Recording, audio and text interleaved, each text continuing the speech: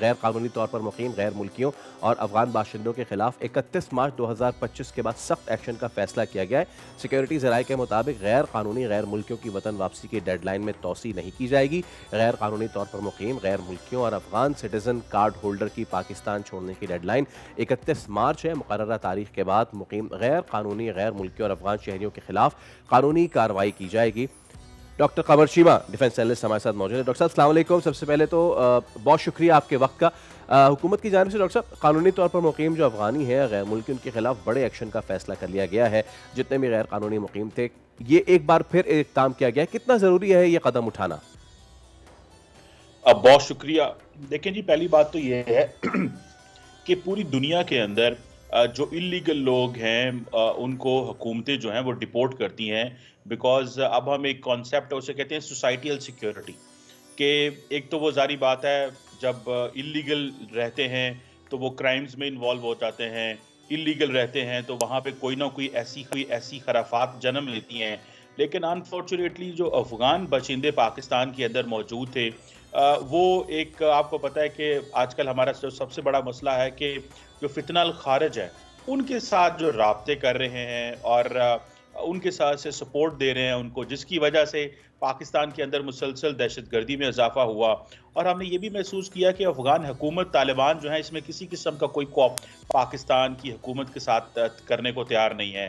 आपको पता है माजी में भी एक ड्राइव चली थी कि इन लोगों को जो वो लोग जो इलीगल हैं उनको कहा गया था कि पाकिस्तान से निकल जाएं। आपने देखा अमेरिका हो, इंग्लैंड हो, मिडल ईस्ट हो, हर मुल्क से इलीगल लोगों को निकाला जाता है। हमने भी ऐसे लोगों को कहा जो इलीगल हैं वो यहाँ से निकल जाएं। अगर आपके पास यहाँ पे रहायशी रहने के लिए वीज़ा है तो आप रहें, तालीम हासिल करें, कारोबार हासिल करें।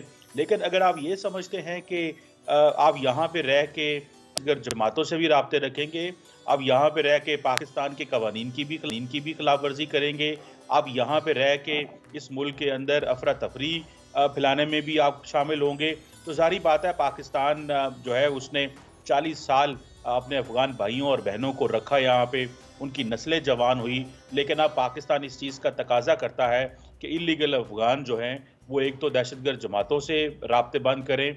अफ़गान तालिबान को चाहिए कि अपने लोगों को वापस बुलाएं। अब अफ़गानिस्तान में एक हुकूमत है, वहाँ पे वो एक निज़ाम मौजूद है, तो अपने लोगों को वापस जाना चाहिए। एक लग ही ये रहा है कि जो अफ़गान तालिबान कहते हैं कि हमारे यहाँ स्टेबिलिटी है, अगर स्टेबिलिटी है तो इन लोगों को वापस लेके जाएं।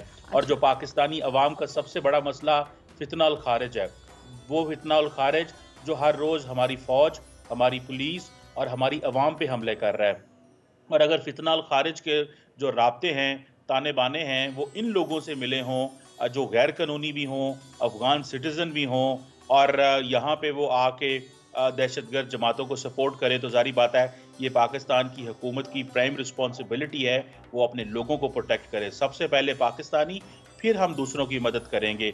ये नहीं है कि पाकिस्तानियों के रोज़गार जो है वो भी कम्प्रोमाइज़ हों, पाकिस्तानियों के बिजनेस भी कम्प्रोमाइज़ हों, पाकिस्तानी जो हैं उनकी जो लॉ एंड ऑर्डर में हालात भी ख़राब हों, पाकिस्तानी शहरियों की जानें भी जाएँ हैं कि गैर मुल्की जो है वो यहाँ रह सकते हैं। मेरा ख्याल है पाकिस्तान की अवाम इसमें किसी किस्म की कोई गुंजाइश पैदा करने को तैयार नहीं है, और ये हुकूमत और जो सरकार और अदारे ये जो कुछ कर रहे हैं ये अवाम से एक जो प्रेशर आ रहा है उसकी वजह से कर रहे हैं। ठीक है, thank you so much doctor Qamar Cheema साहब। It was lovely having you.